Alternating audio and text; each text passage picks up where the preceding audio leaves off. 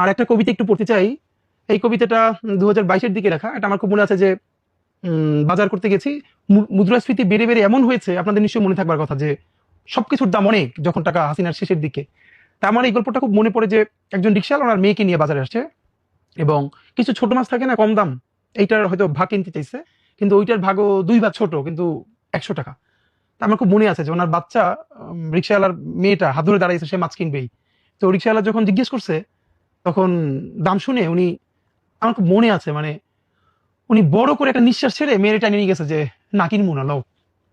এরপর উনি সম্ভবত কিছু একটা সবজি কিনে নিয়ে গেছেন। আমি বাসা গিয়ে ওইটা আমার মনে আছে, আমি সেদিন কেঁদে ফেলছি যে যখন মানুষ এত দামে, আমি বাজার ঘাট এগুলো কেন, আমি যখন বাজার করতাম ওইখানে 2500 টাকা 3000 টাকা ইলিশ মাছের কেজি, দাম দর করতেছে না, কিনে নিতে চাইতেছে রাষ্ট্রের এমন কর্মকর্তারা যাদের বেতন 40,000 টাকার বেশি না। আবার এখানের নাগরিক 50 টাকার ভাগাড়ের ছোট মাছ কিনতে গিয়া এমন অসহায় আত্মসমর্পণ দেখেন। এবং আমার মনে আছে উনি তখন একটা গাড়ি দিছিল, এই গাড়িটা আমি এখানে বলতেছি না, এই গাড়িটা রাষ্ট্র ব্যবস্থার জন্য এমন, এটা বাধাই রাখা দরকার।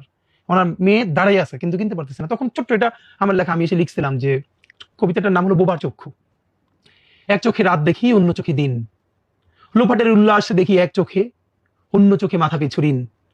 এবারে জোড়া চোখে বাজার দেখি, কয়েদির মতো কেঁদে পালায় অক্ষম পিতা।